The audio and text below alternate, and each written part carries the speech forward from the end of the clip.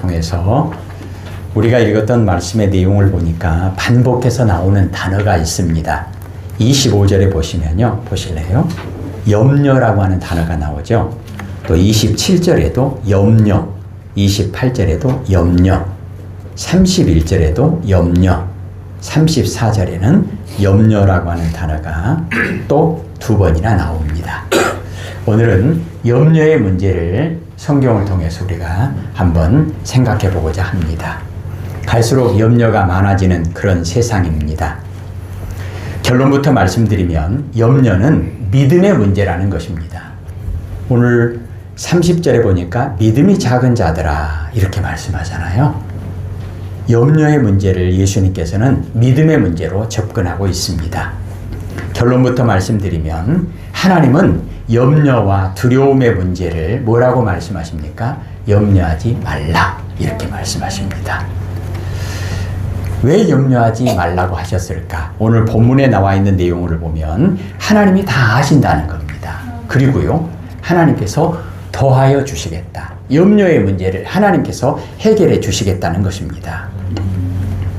예수님은 오늘 말씀을 통해서 염려의 문제를 단지 상황, 예를 들면 건강 때문에 염려하고 일 때문에 염려하고 자녀 때문에 염려하고 재정 문제 때문에 염려하고 이런 상황의 문제가 아니라 마음의 문제다. 믿음의 문제다. 즉 무엇이 누가 내 삶의 주인이신가의 문제로 말씀하시면서 염려의 뿌리를 드러내시기 위해서 먼저 주인의 문제를 다루고 있습니다. 마태복음의 대전제가 무엇입니까? 창조주 하나님만이 모든 것의 주인이 되신다. 아멘. 여기서부터 출발해야 염려에 대한 바른 이해를 할 수 있고 염려에 대한 문제도 해결할 수 있다는 것입니다. 염려의 문제는 믿음의 문제다. 30절 한 번 더 읽을까요?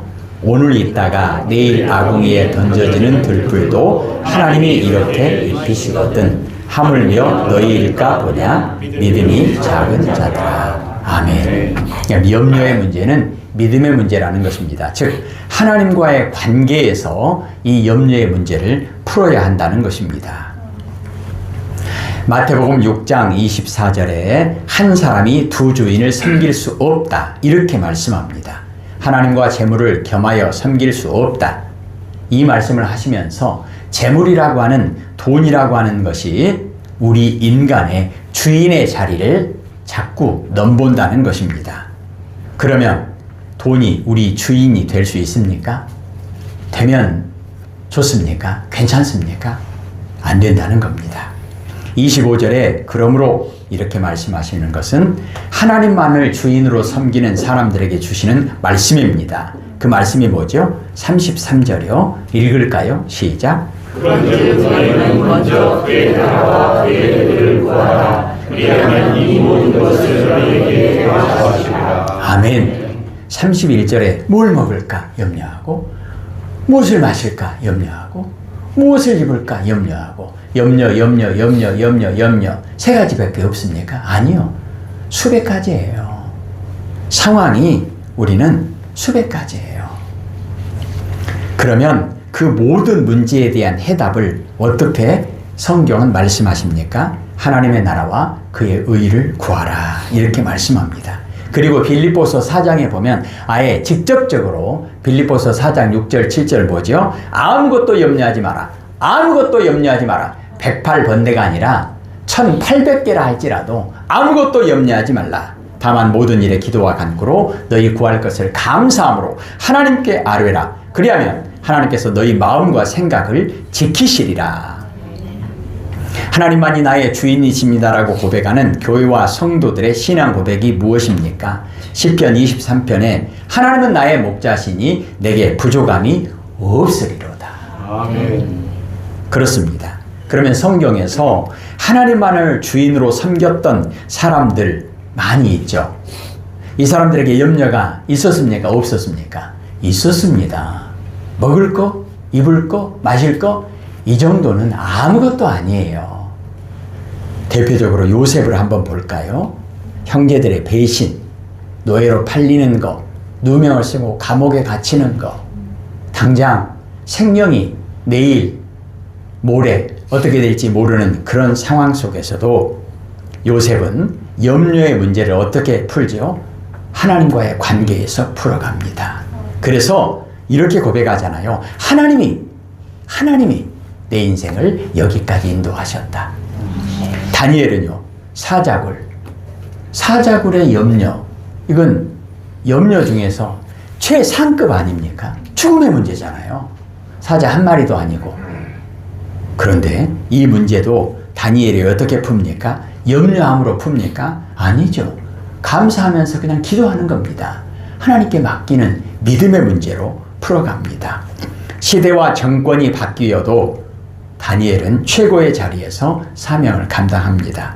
다윗은 또 어떻습니까? 수많은 전쟁은 죽고 사는 문제 아닙니까? 단순한 염려의 문제가 아니잖아요. 그런데 다윗도 하나님과의 관계에서 풀어갑니다. 반역의 문제, 반역도 아들이 반역하는 문제, 이런 문제도 하나님과의 관계 속에서 풀어갑니다. 성경은 하나님께 사랑과 은혜를 입은 자라고 말씀합니다. 점점 더 강성하여 가더라. 바울은 어떻습니까? 감옥의 문제, 고문의 문제, 죽음의 문제, 그 모든 문제에 대해서 바울은 이렇게 고백합니다. 일체의 비결을 배웠다. 맞는 키가 있다는 거예요. 그게 뭐죠? 나의 나된 것은 오직 하나님의 은혜로다. 그러니까 하나님과의 관계 속에서 그 문제를 풀어버렸다는 것입니다. 원리가 무엇입니까? 하나님을 주인으로 삼고 살아가는 사람들에게 염려, 두려움, 죽음, 배신, 원통함, 이런 모든 것들, 이런 것들은 더 이상 그들이 해결해야 할 문제가 아니라는 것입니다. 그러면요, 주인이 해결한다는 거예요. 주인이 누구예요? 하나님이 해결하신다는 거예요. 시편 115편 9절에서 11절까지 하나님을 의지하는 자에게, 의지하는 게 뭐죠? 믿음의 문제잖아요. 하나님의 도움과 방패가 되신다. 시편 128편에 보면 하나님을 경외하는 자에게 하나님께서 은혜와 복을 주신다. 이 예배가 모든 염려의 문제를 하나님과의 관계에서 풀어가는 놀라운 것이죠. 그러므로 염려는 하나님과, 특별히 오늘 본문에 나와 있는 내용이 뭐냐면 욕심, 특별히 재물에 대한, 돈에 대한 욕심의 문제를 다루고 있으니까 조금 더 압축하겠습니다. 하나님과 탐심 사이에서 믿음을 가리는 문제라는 겁니다. 30절에 그렇게 말씀하신잖아요. 믿음이 작은 자들아, 왜 염려하느냐? 그러니까 염려의 문제는 믿음의 문제라는 거예요. 믿음이 작으니까 염려한다는 거예요. 믿음이 작을수록 염려는 커지는 거죠. 우리의 마음속에 무엇이 자리하고 있는지, 주인의 자리에 무엇이 있는지를 증명하는 문제입니다. 주인이 누군가? 하나님이 주인이면 염려하지 않는다는 거예요. 하나님 염려하지 말라 하셨습니다. 내가 주인이면요, 염려해야죠. 하나님이 주인이면 염려하지 말라 하셨으니까 염려의 문제는 내 문제가 아닙니다. 그런데 돈이 주인이 되면요, 염려 없겠습니까? 아닙니다. 돈을 주인으로 삼고 사는 사람의 염려는 단순한 문제가 아닙니다. 탐심, 욕심, 죄의 뿌리가 되는 탐심, 욕심의 가장 대표적인 것이 바로 돈과 권력이라고 할 수 있겠죠. 그렇다면 과연 돈과 권력이, 이건 따라다니는 세트예요, 세트. 이것이 우리의 주인이 될 수 있는가요? 주인이 되어도 되는가요? 그러면 복이 되겠습니까? 예수님의 말씀, 오늘 예수님은 뭐라고 말씀하십니까? 아니라는 거예요. 성경의 증언이 무엇입니까? 대표적으로 누가복음 12장에 보면 어리석은 부자의 비유로 예수님께서 말씀하십니다. 돈이 주인이 된 사람, 어리석은 사람이라는 거예요. 20절, 21절에 예수님께서 이렇게 말씀하시죠. 어리석은 자야, 오늘 저녁에 너의 영혼을 내가 도로 찾아가리니 그러면 네가 준비한 땅에 쌓아놓은 이 수많은 것이 누구 것이 되겠느냐? 자기를 위하여 재물을 쌓아두고 하나님께 대하여 부요치 못한 자가 이와 같다. 어리석다라는 거예요. 돈을 주인으로 삼고 살아가는 사람은 어리석다라는 거예요. 어리석음으로 끝납니까? 오늘 저녁에 죽으면 이 많은 것이 누구 것이 되겠느냐? 내일 아침도 못 먹는다는 거예요. 대표적으로 디모데전서 6장 10절에 보니까 돈을 주인으로 삼는 사람에 대해서 성경은 뭐라고 표현하냐면 돈을 사랑함이 돈을 주인으로 삼는 것이 일만 악의 뿌리가 된다는 겁니다. 아멘. 이게 무슨 일이에요? 단순한 염려 정도가 아니죠. 돈을 주인으로 삼으면 거기에서 만 가지의 악만 나옵니까? 아니에요. 물론 돈 자체가 악한 것은 아닙니다. 다만 돈은 우리가 사용해야 할 대상이지 사랑해야 할 대상이 아니라는 것입니다. 돈이 주인이 아니라는 거예요. 우리가 주인이라는 거예요. 우리가 주인이어야지. 돈이 주인이면 되겠느냐 그 말이에요. 받기만 안 돼요. 돈은 뭐예요? 그냥 도구예요. 도구. 우리가 사용하는 도구. 그러면 돈과 세트로 붙어 다니는 권력이 주인이 되면 어떻게 되겠습니까? 마태복음 4장에 보면 사단 마귀가 예수님도 유혹하잖아요. 권력을 가지고 유혹하잖아요. 나에게 절하면 경배하면 세상 모든 나라와 그 영화를 너에게 주겠다. 권력을 주겠다는 거예요. 예수님께서 마귀에게 뭐라고 말씀하시냐면 사탄아 썩 물러가라. 논할 가치도 없다는 거예요. 성경에 오직 주 너의 하나님께 경배하고 다만 하나님을 섬겨라 이렇게 기록되어 있다. 사탄은 섬기고 따라가야 할 주인이 아니라 즉시 물리쳐야 할 악한 죄의 뿌리, 거짓의 압이라는 것입니다. 그런데 만약에 우리가 어리석게도 돈과 권력을 주인으로 삼고 돈과 권력이 주인이면 우리는 당연히 뭐예요? 종이죠. 돈과 권력의 종이 되면 몰라요. 우리가 주인인지 알아요. 그리고 교만합니다. 그러면 교만하면 그 결과는 뭘까? 과연 복이 될까? 잠언 3장 34절에 하나님은 교만한 자를 비웃으신다는 거예요. 아이야. 잠언 16장 18절에 교만은 패망의 선봉이라는 거예요. 거만한 마음은 넘어짐의 앞잡이라는 거예요. 그러니까 교만한 자가 된다고 하는 것은 하나님과 원수가 되는 것이고 파멸과 심판의 대상이 된다는 것입니다. 그렇다면 하나님이 주인 되는 인생이 아니라 재물이 주인이 될 때, 우리가 돈의 종이 될 때, 어리석은 부자가 될 때, 어리석든 말든 하여튼 그것만 많으면 되겠습니까? 아닙니다. 너무나 엄청난 것을 잃어버리는 겁니다. 대표적으로 5가지만 생각해 보면요. 재물이 하나님을 대신해서 주인의 자리를 차지하면 우리는 곧바로 그 재물의 종이 됩니다. 종이 되는 거예요. 사람의 종도 아니고 재물의 종이 되는 거예요. 종이 되는 거예요. 그 독댕이의 종이 되는 거예요. 금덩어리도 독댕이입니다. 그럼 어떻게 되느냐? 인간의 존귀함을 잃어버리는 거예요. 인간의 존귀함을 잃어버리는 거예요. 영광스러움을 잃어버리는 겁니다. 인간의 존귀함과 영광스러움을 잃어버린다는 게 뭐냐면 하나님의 은혜와 복을 잃어버린다는 것입니다. 하나님을 잃어버리는 거예요. 하나님과의 관계가 무너져버리는 거예요. 무너져도 괜찮습니까? 안 괜찮아요. 하나님으로부터 오는 모든 생명으로부터 시작해서 모든 은혜와 복을 다 잃어버리는 거예요. 디모데전서 6장 17절에 네가 이 세대에서 부한 자들을 명하여 마음을 높이지 말고 정함이 없는 재물에 소망을 두지 말고 오직 우리에게 모든 것을 후히 주사 누리게 하시는 하나님께 두며. 왜 재물이 하나님의 자리에 있으면 안 될까요? 주인의 자리에 있으면 안 될까요? 또 재물에 소망을 두면 사랑하면 안 될까요? 디모데전서 6장의 9절 10절에 부하려 하는 자들은 시험과 올무와 여러 가지 해로운 욕심에 떨어지나니. 욕심에 떨어진대요. 욕심에 떨어지면 어떻게 됩니까? 욕심은 죄를 낳고 죄는 사망을 낳는 거예요.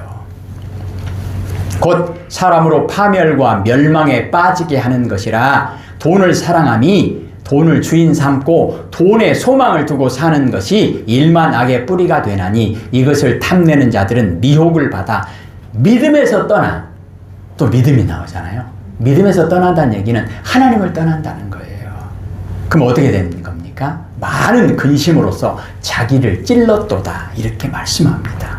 탐심이라고 하는 것은 만만한 문제가 아니죠. 탐심은 우상숭배라고 말씀하잖아요. 우상숭배 하나님이 너무 싫어하시잖아요. 우상을 숭배한다. 내가 우상의 종이 되는 거예요. 종이 되는 거예요. 그 존귀한, 그 영광스러운 그 자리를 떠나서 종이 되는 거예요. 우상의 종이 되는 거예요. 소를 우상으로 섬기면 소의 종이 되는 거예요. 욕심, 탐심, 죄를 낳고 사망을 낳는다. 그러므로 재물에 소망을 두지 말고 재물을 주인으로 삼지 말고 오직 하나님께만 소망을 두고 하나님만 주인으로 섬기고 살아라. 우리가 꼭 명심해야 합니다. 시편 121편 2절에 나의 도움은 천지를 지으신 여호와 하나님에게서로다. 아멘. 두 번째, 재물을 주인으로 섬기고 살 때 무엇을 잃어버리느냐? 기쁨을 잃습니다. 만족을 잃습니다. 감사를 잃습니다. 그런데 이게 속아요. 왜냐하면 대박, 벼락부자, 대박.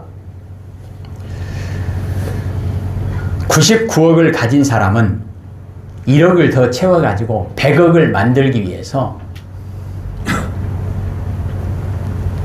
무슨 얘기인지 아시죠? 탐욕은 채워도 채워지지 않습니다. 만족과 기쁨을, 행복을 보장하지 않습니다. 오히려 더 갈증에 허덕이는 겁니다. 더욱더 큰 갈증과 욕심과 죄와 사망의 깊은 구덩이에 빠질 수밖에 없는, 그냥 길이 정해져 버린 거예요. 그렇게. 예전에 미국에 존 D 록펠러라고 하는 사람이 있었습니다. 석유 부자, 최고의 부자라고 하는 사람. 당시에 미국 경제의 1%를 혼자 움직일 정도로 그렇게 부자였다고 합니다. 이 사람이 말년에 어떤 고백을 했는지 아마 아시는 분들 계실 겁니다. 나는 돈으로 다 살 수 있었다. 사실은 다 못 사요. 근데 그렇게 생각한 거예요. 그런데 돈은 나에게 평안도, 건강도, 기쁨도 주지 못했다. 돈에 마음을 빼앗기면 하나님을 의지하지 않습니다. 뭘 의지하는 거죠? 재물을 의지하는 거예요. 의지하는 거예요. 그것이 주인 되는 거예요.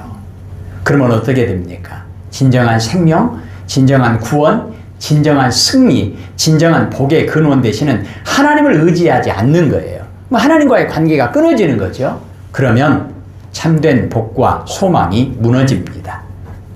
하나님과의 관계가 무너집니다. 그럼 진짜 복을 잃어버리는 거예요. 세 번째로, 돈과 재물을 주인으로 삼고 살아가면 어떻게 되느냐? 사람이 교만하게 됩니다. 드라마를 보면 돈 많은 사람들 있잖아요. 자기들은 사람이 아닌 줄 알아. 돈 없는 사람을 사람 취급 안 하더라고요. 진짜 그러더라고요. 다 그런 건 아니지만 진짜 그렇게 생각하는 사람들이 있어요. 돈은 강력한 힘과 권력을 주거든요. 그럼 사람이요, 교만해집니다. 그 끝은 어떻게 되겠습니까? 예를 들어서 솔로몬 어떻게 됐죠? 가장 비참하게 말년을 그렇게 맞이합니다. 그리고 끝입니까? 아니요. 후손들은 어떻습니까? 얼마나 비참합니까? 얼마나 치욕스럽고 부끄럽습니까? 강대국의 왕, 지도자들, 그들이 가지고 있는 그런 혜택은, 그런 권력은 그들을 교만하게 만듭니다. 교만하면 하나님으로부터 멀어집니다. 하나님과의 관계가 끊어지게 만듭니다. 돈을, 재물을 우리는 어떻게 대해야 할 것인가? 그냥 물건으로 대해야 합니다. 도구로 대해야 합니다. 사용할 그런 물건으로 대해야 합니다. 돈은 잘 사용하면 좋은 도구가 될 수 있지만 반대로 잘못 사용하면 노예가 되어버립니다. 주인과 종의 자리가 바뀌어버린다는 거예요. 그러면 한순간에 하나님을 잊어버리게 만드는 가장 위험한 유혹이 될 수가 있습니다. 결과는 어떻게 되는 거죠? 교만의 늪에 빠지게 됩니다. 아담과 하와가 에덴 동산에서 하나님과 친밀한 관계를 맺고 살았을 때 부족한 게 있었습니까? 너무 행복했잖아요. 그런데 하나님처럼 되려고 했던 그 교만의 문제로 선악과 사건의 결과로 어떻게 되죠? 하나님과의 관계가 끊어지고 생명이 끊어지는 거예요. 영원한 생명. 에덴 동산에서 쫓겨납니다. 하나님처럼 높아지려 했던 바벨탑 사건. 어떻게 됐습니까? 패망과 넘어짐과 흩어짐의 저주가 임하게 됩니다. 좋습니까? 안 좋습니다. 하나님의 나라와 하나님의 의, 하나님을 잊어버리게 됩니다. 네 번째, 재물을 의지하고 재물을 주인 삼으려 하면 어떤 문제가 생기느냐? 욕심이 쏙 들어오는 거죠. 그러면요, 욕심은 곧바로 뭘로 이어집니까? 죄로 이어집니다. 그러니까 재물을 의지하고 재물을 주인 삼는 사람에게는 곧바로 죄가 틈탈 기회를 주는 겁니다. 죄의 종이 되는 거예요. 디모데전서 6장 9절에서 10절, 시험과 올무와 여러 가지 어리석고 해로운 욕심에 떨어지나니 곧 사람으로 파멸과 멸망에 빠지게 하는 것이라. 돈을 사랑함이 일만하게 뿌리가 되나니 이것을 탐내는 자들은 미혹을 받아 믿음에서 떠나 많은 근심으로써 자기를 찔렀도다. 성경에 돌아온 탕자의 비유 있잖아요. 아버지가 돌아가시기 전에 돈을 거의 빼앗다시피 해서 나가서 허랑방탕하고 돼지가 먹는 그런, 돼지가 먹는 열매도 음식도 먹지 못할 만큼 비참하게 타락하고 추락해버립니다. 소망도 무너지고 그리고 사랑도 무너지고 뭐가 있겠어요? 돼지 취급도 못 받는데 다 무너져버린 거지요. 그리고 본문의 내용을 보니까요, 19절을 한번 보십시다. 읽겠습니다.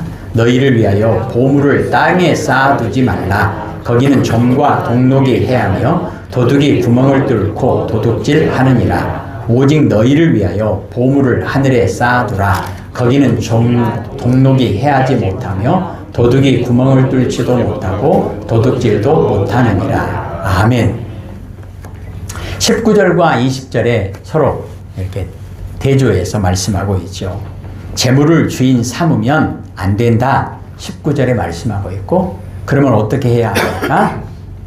재물을 주인 삼지 말아야 한다. 재물을 주인 삼으면 땅에 보화를 쌓는 인생, 이런 사람은 하나님의 사랑과 축복을 잃게 된다는 것입니다. 이런 사람은 스크루지처럼 하나님께 받은 은혜와 복을 나누지 못합니다. 내꺼. 그리고 하나님께서 맡겨주신 사명도 감당하지 못합니다. 그럼 어떻게 되겠어요? 복 있는 사람입니까? 아니에요.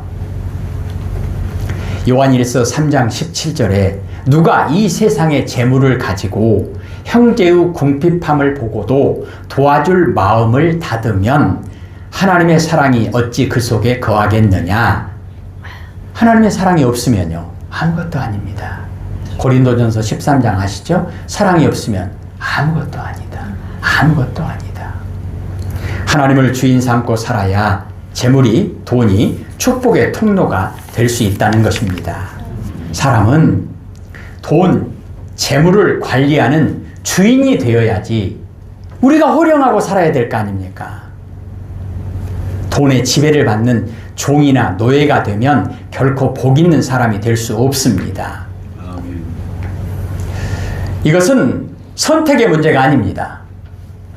단순히 염려의 문제가 아닙니다.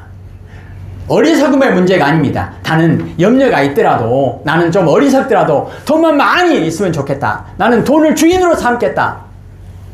안 됩니다. 이것은 생명과의 문제예요. 믿음의 문제예요. 하나님과의 관계의 문제예요. 마태복음 25장에 보면 돈을 주인으로 삼는 인생과 하나님을 주인으로 삼는 인생, 비유를 이렇게 말씀하고 있는데요. 하나님을 주인으로 삼는 인생은 돈이 주인이 아니잖아요. 그러니까 돈을 부리는 거예요. 돈이 종이에요. 그런 사람은 돈을 가지고 어떻게 쓰느냐? 굶주리는 사람 먹이는 데 쓰고, 목마른 사람 물 마시게 하는 데 쓰고, 헐벗은 사람 옷 입히는 데 씁니다. 그랬을 때 마태복음 25장 40절에 하나님께서 이렇게 말씀하시는 거예요. 너희가 여기 내 형제 중에서 지극히 작은 자 하나에게 한 것이 곧 내게 한 것이다. 하나님께 한 것이다. 하나님께서 어떻게 갚아주시겠다는 거예요. 하나님께서 갚아주시는 것이 어떤 것입니까? 마태복음 25장 34절에 내 아버지께 복 받을 자들이여 나와 창세로부터 너희를 위하여 예비된 나라를 상속받으라. 아멘. 하나님의 나라 천국을 그냥 하나님께서 상속으로 주신다는, 기업으로 주신다는 거예요. 왜요? 하나님 자녀의 권세를 가지고 당당하게 천국을 기업으로 받는다는 거예요. 대단하지 않습니까? 그뿐만이 아니에요. 마태복음 25장 46절에 이런 사람들은 의인이라 칭함을 받고 의인들은 영생에 들어가리라. 영원한 생명을 말씀합니다. 반대로 돈을 주인 삼고 살아간다면 하나님의 무서운 책망과 징계가 있습니다. 단순히 염려의 문제가 아니에요. 어리석음의 문제가 아니에요. 복을 받고 못 받고 이 세상에서 그 정도의 문제가 아닙니다. 마태복음 25장에 또 이렇게 말씀하고 있어요. 41절에 저주를 받은 자들아 나를 떠나 마귀와 마귀 종들을 위하여 예비된 영원한 불에 들어가라. 그게 뭐죠? 지옥의 형벌이에요. 왜요? 왜요? 그랬을 때 이렇게 말씀하시죠. 마태복음 25장 46절 내가 줄일 때 너희가 먹을 것을 주지 아니했고 내가 목마를 때 마시게 하지 않았고 내가 헐벗었을 때 옷 입히지 않았다. 언제요? 하나님이 라면 내가 당연히 음식도 사드렸을 것이고 옷도 사드렸을 것이고 물도 최고급으로 사드렸을 것인데 내가 언제 하나님께 안 합디요? 그랬을 때 하나님께서 뭐라고 말씀하시죠? 지극히 작은 소자에게 안 한 것이 나에게 안 한 것이다. 결과를 어떻게 성경은 얘기합니까? 저주를 받은 자들아 나를 떠나서 마귀와 그 사자들을 위하여 예비된 지옥에 들어가라. 이렇게 말씀하는 거예요. 그리고 46절에 영원한 형벌, 심판을 말씀합니다. 악인이라고 말씀합니다. 그러므로 우리는 일용할 양식 주심에 감사하고 자족하며 돈과 하나님 사이에서 갈팡질팡 이렇게 저울질하지 말고 하나님만을 주인으로 섬기는 그런 영광스럽고 존귀한 삶을 살아야 한다는 것입니다. 아멘. 대표적으로 성경에 삭개오라고 하는 사람, 오직 돈과 재물을 주인으로 삼고 살다가 예수님을 만나서 주인을 바꿔버리잖아요. 누구로요? 원래 주인으로 바꾸는 거예요. 원래 하나님을 주인으로 바꿨습니다. 그랬을 때 하나님께서 뭐라고 말씀하시죠? 이 집에 구원이 이르렀다.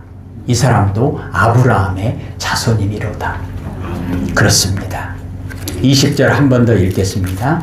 시작. 오직 너희를 위하여 보물을 하늘에 쌓아두라. 거기는 좀이나 동록이 해하지 못하며 도둑이 구멍을 뚫지도 못하고 도둑질도 못하느니라. 아멘. 창조주 하나님, 구원자 하나님, 그 하나님만이 오직 우리의 주인 되시고 생명과 복을 주시는 분임을 믿음으로 고백하며 마음으로 의지하고 입술로 시인하는 복된 삶을 살아갈 수 있는 이 한 주 일평생이 되어지기를 소원합니다. 아멘. 10편 23편 1절 말씀 우리 모두의 믿음의 고백이 되어지기를 소원합니다.